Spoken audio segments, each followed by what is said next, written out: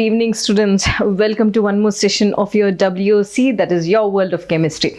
So basically, I was really missing you all. I'm again back with the video as requested by most of the NEET students, right? And this will be useful for the NEET students as well as JEE students, right? Students, time is very less again for us. Deadline is given to you. Exam dates have come. So today I thought, as per your request in the community tab, I'm going to take the tricks in physical chemistry. So welcome. I have clubbed the chapters and taken here. I'm going to give you the tricks. I'm going to give you the formulas. I'm going to give you everything whatever is required, right? If you really like this video, please in the next or in the comment section, please let me know what chapters do you require in physical chemistry. I'll come back with a part 2 video. So today let us see all the most important basic concepts I'll be giving. As I said, formula will be there, trick will be there, tip will be there, easy method to remember in the exam, everything will be there. This is from your Vani ma'am. Please stay, watch the whole video. At the end there is quantitative estimation also for organic compounds, so don't skip the video, watch the whole video. Let's start off. So here, when I have to speak, the first topic which I took is mole concept. So is it visible clearly, students? Yes? Okay. So basically mole concept is that thing where, most of the students get confused. It's simple. Whenever mole concept numerical is given to you, what you have to remember, just check, right? Yes. So when I have to speak about mole, if I have to basically how can I represent mole? I can represent mole in the form of atoms, correct? Yes. So I can represent mole in the form of molecules. Okay, means mole in terms of molecules, mole in terms of means for ions, mole for atoms, mole for molecules, mole for ions. Suppose if you are representing in the form of atoms, what do I use? I call it as 1 gram atom. Okay, 1 gram atom. If I am using or representing it for the molecule, I call it as 1 gram molecule.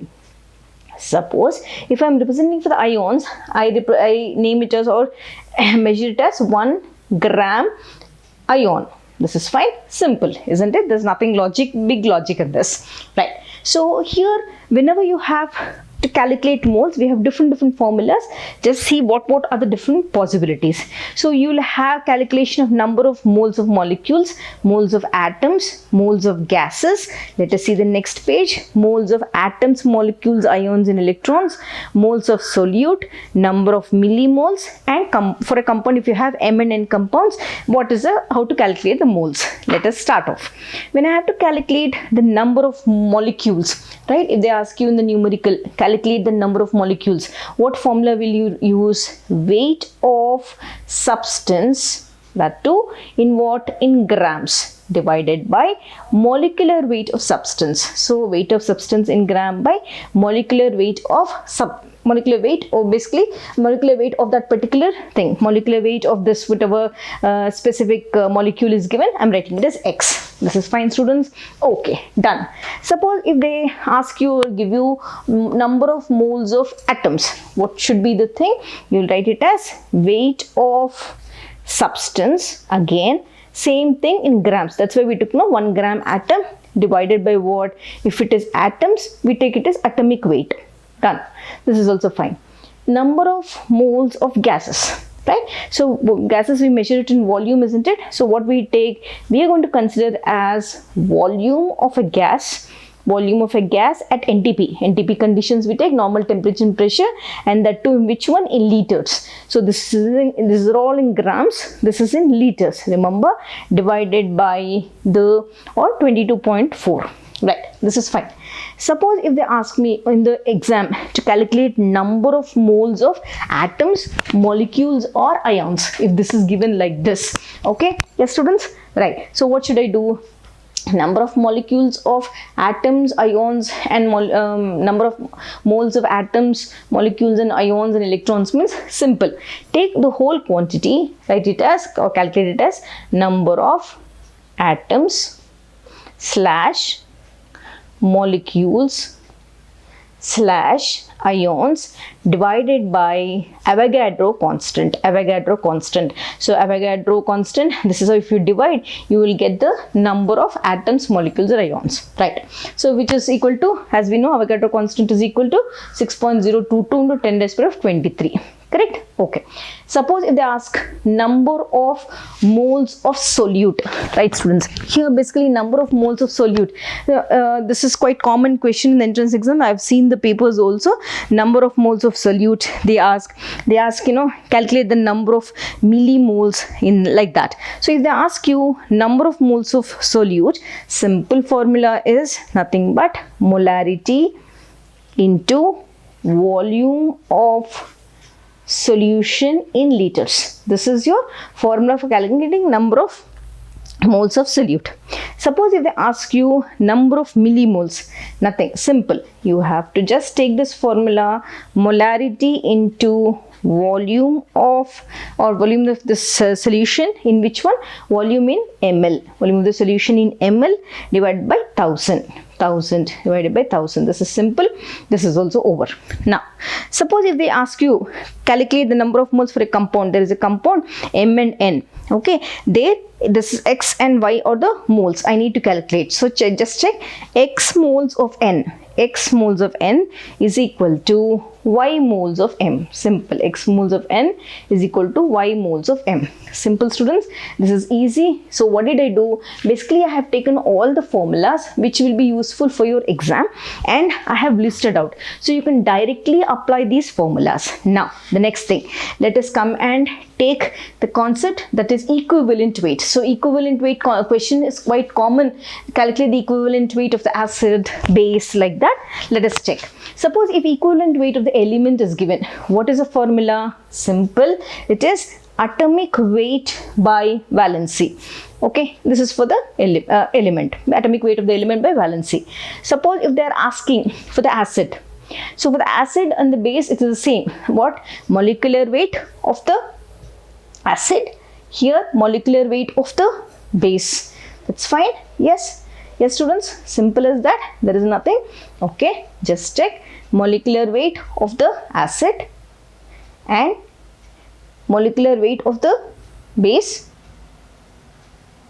Remember how to write molecular weight of the acid. How will I write?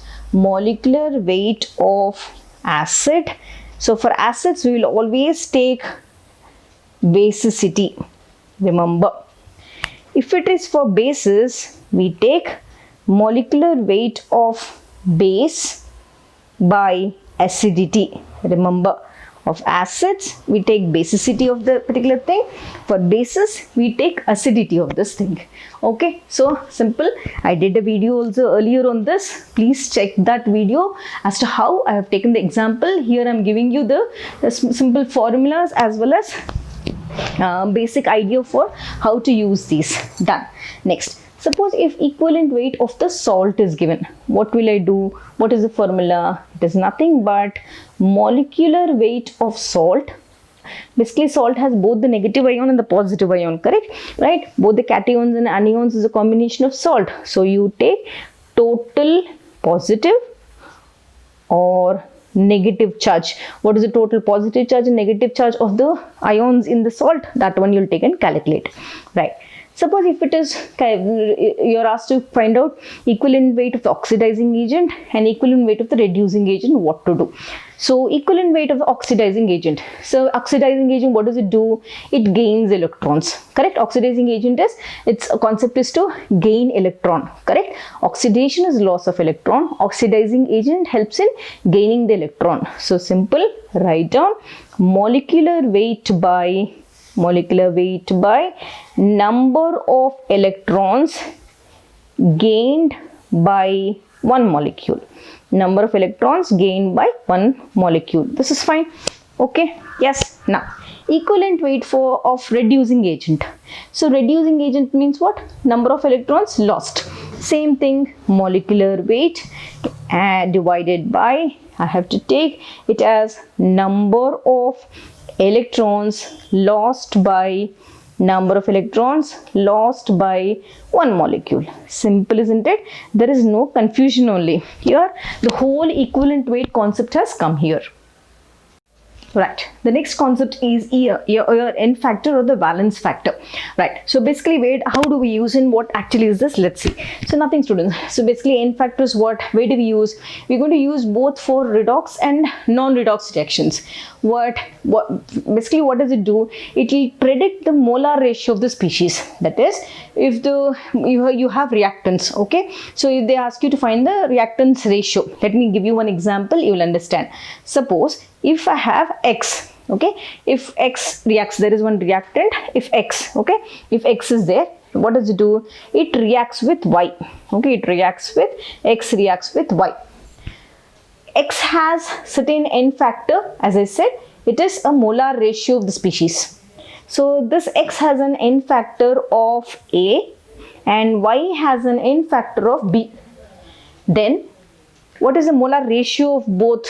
N factor is nothing but the molar ratio. So the N factor for both, that is your X to Y, right? So N factor ratio is equal to A is to B. So what will be the molar ratio now? Molar ratio is of X and Y. Molar ratio of X to Y is what? B is to A. That means, how can I represent this? Bx plus Ay gives me products. This is what is the concept. Yes, students. So this is what is N factor. So for this N factor, NF is A. For this N factor, NF is B. This is okay. This is done, students? Yes. Now, next thing, what is equivalent weight of any substance? So equivalent weight, as I have done, I have written equivalent weight for an acid, or for a base and everything, right? So if they ask, if they give you equivalent weight of any substance, so equivalent weight of any substance, if they ask you to calculate, what should you use the formula? The formula is weight of the substance in grams. So you take the weight of the substance in grams divided by the equivalent weight. So which is equal to what? It's nothing but normality, that is capital N, into volume. In which one you'll measure? Volume in liters. This is fine. This is simple. So this is the simplest way to calculate equivalent weight of a substance. So I have given it for acids, bases, salts, oxidizing agent, reducing agent, for a substance, for an element. This is fine. Okay. Next thing, let us see how to calculate empirical formula. What is the relation between empirical formula and molecular formula? This is okay? Yes. So basically empirical formula is what? It's the simplest whole number ratio of the atoms of the elements, correct? And if I talk about molecular formula, what is it? It shows the actual number of atoms of the element, right? That is the whole number ratio. This is the actual number. So if I have to write the formula, what is the formula? It's nothing but molecular formula is equal to N into empirical formula. Correct? Yes. What is N now here? N is the simple whole number values. N can range from 1, 2, 3, etc. And next thing, N also can have the molecular, or it can also be molecular formula mass or empirical formula mass. So this N can also be, remember, molecular formula mass, or it can be empirical formula mass. It can also be empirical formula mass. Remember these two. So this is the relation. You can easily calculate both of them using this relation, right? Suppose in the lab, if you have to, or they've given you a numerical, how to find it exactly, these are the steps. Check. First, what you do in the lab, you need to weigh the sample. Okay. After doing this, what is the thing? Next, you are going to weigh carbon dioxide and water. This is also done. After that, you're going to calculate moles of, calculate moles of carbon and hydrogen separately. After that, you calculate mole ratio. Calculate mole ratio. So mole ratio of both, which one? Mole ratio, that is your carbon is to hydrogen. Finally, what do? You are going to calculate empirical formula. This is how you have to do it in the lab. Remember, weighing the sample, taking in this way, calculating the number of moles, then mole ratio, and then finally calculating empirical formula. So the relation is here only given, so you can directly go to this. Simple, isn't it? Yes, students. So this is how you have to make your concepts clear and easy. Now, next concept. The concept which I'm going to take or give you is about the gas laws. So again, I'm telling you, if you feel the series is very nice, interesting, you can ask, you can just next, whichever chapter you need, you can just ask me. I'll try to post within days. Right. Now here again, gas laws. What are the three gas laws we have? We have first one, Boyle's law. Okay, so Boyle's law formula, simple it is. P is inversely related to 1 by V. What are constant? Your constants are the constant N and constant T.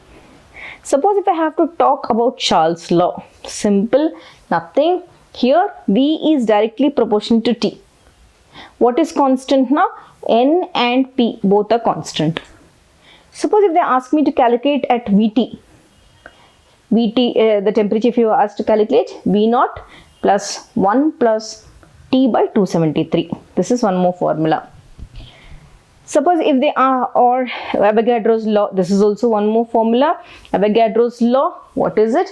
It's nothing but V is directly related to N. Here what are constant? Pressure and temperature are constant. Because PV is equal to nRT. If N directly proportional means P and T are constants.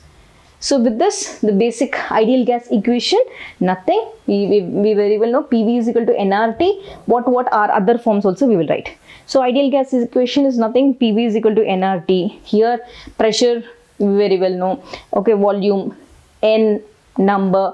Okay, then R is a gas constant. Then T is absolute temperature. That's fine.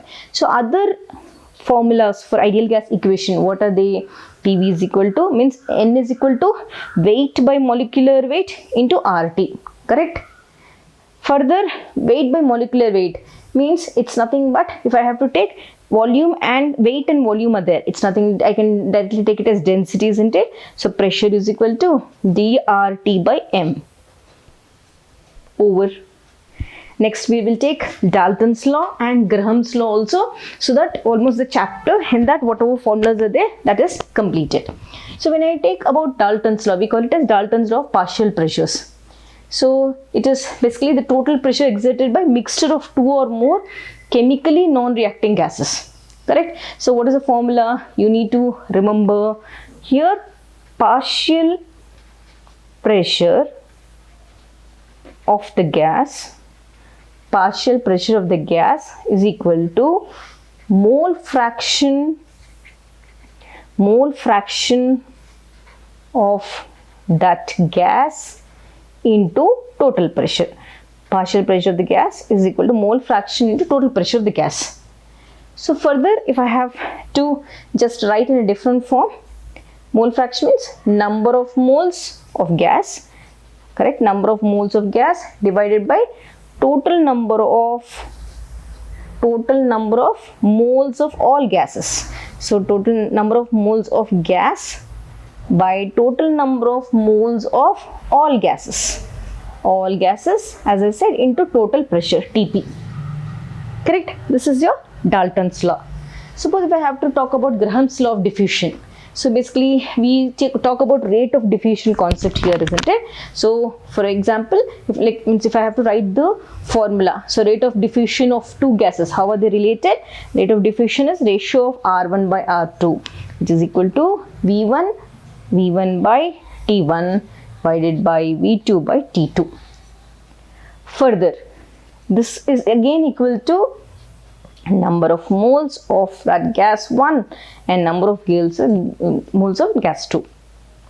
Further, this is equal to the square root of M2 by M1, which is further equal to square root of D2 by D1. Suppose effect of pressure, they are asking you like effect of pressure on rate of diffusion. So that also we will write effect of pressure on rate of diffusion. Effect of pressure rate, how do you calculate? Again, ratio R1 by R2. Pressure concept we are taking now. So P1 by P2 divided by M2 by M1. Now in this case, V is the volume, as we said, T is the time, M is the molar mass, D is the density, N is the number of moles, and P is the pressure. This is over, students, simple. So these are the gas laws, which all the formulas are there together. This is fine, clear? Okay. Now here the last topic of this gas laws, that is nothing but kinetic molecular theory. So basically in kinetic postulates also there. Please go through those postulates, they're very important. And now while solving the problems or while solving the numericals, these formulas will be very useful for you. So what are they? According to kinetic molecular theory, we just studied, all are like, the gaseous molecules are considered as point masses. Correct? So what is the formula? It is nothing but PV is equal to 1 by 3 mNu square. Now what is this? M is the mass of one molecule of gas. N is what? Number of molecules in the container. U square is mean square velocity. Correct? Yes, done. Now we said, further, if kinetic energy, if they asked you in terms of kinetic energy, they have given the kinetic energy of number of moles is so much, you calculate the value per molecule. If they say like that, what is the formula? Just check. Kinetic energy of n moles, it is equal to 3 by 2 nRT. Correct? Right? Here n value is 1, then it is equal to 3 by 2 RT. Suppose if they ask you to calculate average kinetic energy per molecule, average kinetic energy per molecule, then what is the formula? It's nothing but 3 RT by 2 N naught, which is equal to, now just check, 3 by 2, I'm taking it out, 3 by 2. Right? Now here RT by N naught, which is equal to KT. Now what is K? K is nothing but Boltzmann constant. Boltzmann's constant. This is fine, student? Yes. Now suppose they're asking distribution of molecular speeds. You have RMS, average velocity, most probable velocity. 3 things you need to remember. Just check. The first one is URMS. What is this means? It is nothing but root mean square velocity, which is equal to root 3 RT by M. First one. In the second case, UAV. What is this? This is average velocity, which is equal to root 8 RT by pi M. Last one, you have UMP. That is nothing but most probable velocity, which is equal to 2 RT by M. This is over, simple. So basically this whole of your states of matter is covered in this topic. Now the next topic which I'm going to take is nothing but your grade 12th topic or grade 11th topic only, liquid state. After that we will go to solid state. Now, so basically in liquid state, these are the important concepts you need to remember. What are these? So critical temperature, critical pressure, critical volume, Boyle's critical coefficient of gas, Boyle's temperature, and inversion temperature. So critical temperature, it is denoted by T and small c. What is the formula? Which is equal to 8A by 27 RB. What is this critical temperature? It is nothing but it's a temperature at which a real gas cannot be, means a temperature above which, above critical temperatures above which we take. Okay, it's a temperature above which a real gas cannot be liquefied. Whatever pressure you apply, it cannot be liquefied. That's fine. Now, next thing is critical pressure. Critical pressure is PC. What is critical pressure? It is a minimum pressure required. I use this minimum pressure. What do I do using this? I'm going to use this minimum pressure to liquefy the gas. at critical temperature. So it's a minimum pressure. Formula is PC, okay, this is TC, this is PC, equal to A by 27 P square. Critical volume, VC. So what is critical volume? It's a volume occupied by 1 mole of a gas at what? At critical temperature and critical pressure. So at that particular pressure, 1 mole of the gas occupies, means whatever volume it occupies, we calculate and we call it as critical volume. So VC is equal to 3B. Further, I can also write it as VC is equal to 3 into 4 Vm, which is equal to 12 Vm. How did I get this? Because your P value, since B is equal to 4 Vm. Next comes critical coefficient of a gas. So this is basically coefficient, that means it's a ratio of, what is the ratio? It's a ratio between RT by C by PC by VC. It is equal to 2.66 and it remains constant for all the gases, remember. Next comes Boyle's temperature. So Boyle's temperature, I denote it as by TB. So what is the formula? TB is equal to A by RP. So Boyle's temperature is always higher than the critical temperature, remember. So I'm writing here, Boyle's temperature is always higher than the critical temperature. Done. This is okay. Okay. Next comes inversion temperature. So inversion temperature is denoted by Ti. Right. So what is the formula? Ti is equal to 2A by RB, which is equal to 2TB. So what is inversion temperature? So basically there are 3 things you need to remember here. Suppose if T is greater than Ti, heating is produced.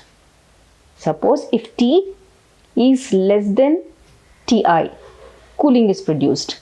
Suppose if T is equal to T1, neither heating nor cooling. Yes, students, remember, I'll write this here. If T is greater than Ti, heating. If T is less than Ti, cooling. If T is equal to T1, neither heating nor cooling. This is okay? Yes. So this is done with your liquid state. Now let us come to the solid state which you have for your exam. Important? Yes. So in solid state, when I take, please remember 2 things, or basically if I have to tell you, one is this concept which you should remember, and next concept would be the radius ratio. Okay. Now I have given certain values for the cube. Please note it. Now suppose if you have the type of unit cell which you have is simple cube. I have simple cube with me. So I very well know at simple cube all the corners are occupied by the atoms. So 1 into 8 into 8 is 1. Within the body, do you have anything? 0. On the faces, you have anything? No. Right? Only in the corners. So total number of atoms per unit cell is how many? 1. If I have to calculate the radius, R is equal to A by 2. For simple cube, it is A by 2. Suppose if you have BCC, that is your body centered cube. In body centered, again, all the 8 corners, they have one atom. Within the body, there is 1 atom. On the faces, there is no atom. So total number, 1 plus 1 is 2. So what is the radius formula? R is equal to root 3 by 4A. Third one, face centered, FCC. In FCC, again, there are 8 in 8 corners. Within the body, there is nothing. On the faces, 2 into 6 is equal to 3. Right? 6 faces. And each is shared by, one is shared by the other. So 3 atoms. Total 3 plus 1, 4. What is the radius? Radius is equal to root 2 by 4A. This is how you have to remember for your solid state. All the data is there in one page. Done. This is okay. Now after this, let us calculate the radius ratio. As I said, radius ratio concept also is very important. Just check. So in radius ratio, when I speak, that is nothing but a ratio of the cation by the ratio of the anion. Simple. Suppose if the radius ratio is 1.55, or if it is less than like 0.225, the geometry we call it as right. Now look at this, students, the radius ratio part, just it didn't get recorded, so I'll just explain it again. So if the radius ratio ranges between this 0.55 less than 2.225, the geometry would be trigonal planar. Tri means coordination number would be 3. This is the example. Suppose if the radius ratio ranges, in the exam paper they have given the radius ratio in this range, so what will happen? The geometry would be tetrahedral. So if the tetrahedral means coordination number, obviously it will be 4. So this is the example. Suppose if the radius ratio is ranging between 0.414 and limits it again less than 0.732, so the octahedral geometry would be there with the coordination number 6. Suppose if it is between 0.732 and 1, it shows cubic geometry and the coordination number 8, and this is an example. And this one I'll just explain again. The NaCl, if they ask you, it is a rock salt structure, how many cations and how many anions are there, this is how you need to calculate. Chloride is present, NaCl in the rock salt structure. Chloride is present in all, one chloride ion is present with 8 corners. Say 8 into 1, 1 by 8 into 8. And the 3 are present on the surfaces, means 6 faces. Finally, we get 4. That's why 4 anions. Same here. 12 are present. And 1/4 means it is shade. That's why 1 by 4 into 12 plus 1, it is 4. So this is how you're going to calculate the rock salt type structure. Now, last one, I'm going to take the quantitative analysis for you all students. Just check this, most of the students have asked me. So quantitative analysis of your organic compounds. So please note it: carbon, hydrogen, nitrogen, sulfur, halogens, oxygen, phosphorus. Yes, so all these is what I am going to give you now. So carefully just note it how to calculate in the exam. Okay, students? Yes. Suppose carbon and hydrogen is given to you. What is the name? What is the technique we use for calculating? What is the quantitative estimation method? We call it as Liebig's method. What is this called? This is called Liebig's method. Okay. So in Liebig's method, what is the formula? How to calculate for carbon and hydrogen? Just check. Basically, carbon is getting converted to carbon dioxide. What is the weight of carbon? 12 grams. For carbon dioxide, 44 grams. So for percentage, let us write for hydrogen. Hydrogen 2H is getting converted to water. So hydrogen is how many?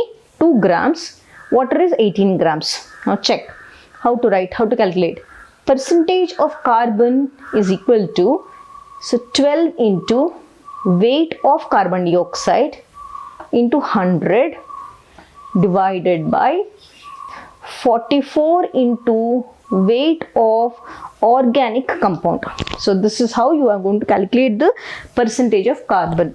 Suppose if you have to calculate the percentage of hydrogen, the formula is 2 into weight of water into 100 divided by 18, the molecular weight, into weight of organic compound.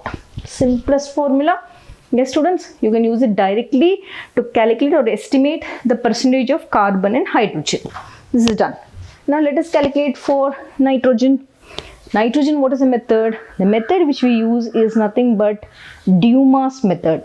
So for a quantitative estimation, we use Dumas method. And there is one more method, that is nothing but Jidal's method. Okay. Next is Jidal's. K-J-E-D-A-H-L, Jidal. Okay, Jidal's method. Right. How to calculate? Just check.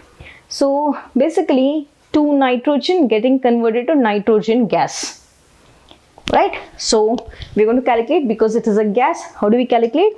22.4 liters at STP. So this is the volume. So nitrogen percentage. So percentage nitrogen, how do I calculate? 28, that is your molecular weight, to volume into 100 divided by 22.4 into weight of organic compound. So here V is what? It is a volume of nitrogen gas in liters. As I told, in liters at STP. This is what I have written. It is 22.4 liters. Next, nitrogen getting converted to ammonia. So percentage of nitrogen. Now this is equal to sulfuric acid, isn't it? Why? As I told you, please watch purification of compounds in grade 11th. You will understand that. So here the percentage of nitrogen, what is the formula? 1.4 N1 by V1 divided by weight of organic compound. So here N1 and V1 are what? Those are the values of or equivalent weights of sulfuric acid used. This is done? Yes. Now sulfur. Sulfur, the method which I use is Carius method. Carius method. Here sulfur getting converted to sulfuric acid to barium sulfate. So 32 grams of sulfur and 233 grams of barium sulfate. So what is the formula to calculate? Percentage sulfur is equal to 32 into weight of barium sulfate, okay, divided by 233 into weight of organic compound into 100. Simple. Now for halogens also we are going to use the same Carius method only, okay. Carius method only we'll be using for halogens also. So here I think hope the handwriting is clear, students. Okay, so what is the formula in this one? So basically just check. Halogens for chlorine to AgCl, for bromine to AgBr, iodine to AgI. Chlorine, what is the weight? 35.5 grams. AgCl 143.5 grams. Bromine 80 grams. AgBr 188 grams. Iodine 127 grams molecular weight. Silver iodide 235 grams molecular weight. So try the formula. Percentage chlorine, how do I write? 35.5 into weight of AgCl into 100 divided by 143.5 into weight of organic compound. Now same thing here, bromine also. Percentage Br is equal to 80 grams into everything is same. But here instead of AgCl it will be AgBr. Here also same, divided by, instead of 143 it is 188 into everything is same. If I have to calculate percentage of iodine, same here, 127 divided by 235 into weight of AgI divided by weight of organic compound into 100. Same formula, only thing the weights will change. Yes students, same thing, only the weights are changing in each case, right? Okay. Next, oxygen. So simple, oxygen is 100 minus sum of percentage of all elements, done. Okay. If I have to calculate phosphorus, again I'll be using a method called Carius method for this. Formula, percentage phosphorus is equal to 62 by 222 into weight of Mg2P2O7 formed, because magnesium phosphorus to Mg2P2O7 formed, divided by weight of organic compound into 100. So this is your quantitative estimation in one page. See, the whole one page is there for you. So students, So many things I have given you. I have explained all the concepts one after the other. So the topics which I covered today: solid state. The topic which I covered today: states of matter. Then I covered liquid state. Then I covered this one, quantitative analysis. Then I covered the gaseous state, that also I covered. So mole concept also I have covered. So many concepts are covered in this, in one video. Nothing to search in different videos. Again, I'm telling students, if you feel you want some other chapter, please put it in the comment section. I'll get back to you very soon, but give me some time. Thank you so much for watching. Signing off. This is your Vani ma'am. Stay connected, because without you all, WOC is nothing. Believe me, you are the soul for WOC. Thank you, students. Stay happy, stay safe.